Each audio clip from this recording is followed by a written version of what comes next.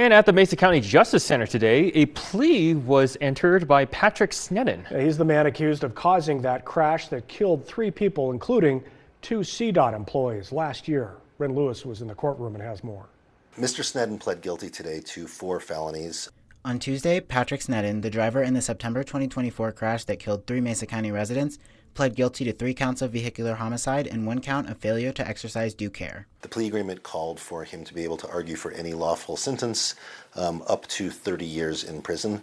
That was a cap of a prison sentence. District Attorney Dan Rubenstein says he considers the plea deal a win for the victims. Obviously, this is an extremely difficult situation for these family members that are going through all of this, and it's a difficult situation for Mr. Sneddon's family because one of the victims in the case was his wife. Rubenstein says the time it took to resolve this case was pretty standard. It took a little bit more than about 8 months for this case to get to a resolution.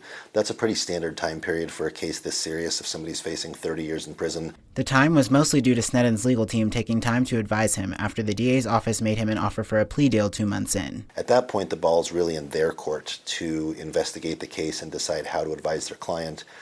Took them approximately 6 months to complete their investigation, make the decision that they wanted to take the plea, and then to go ahead and get court scheduled to enter that.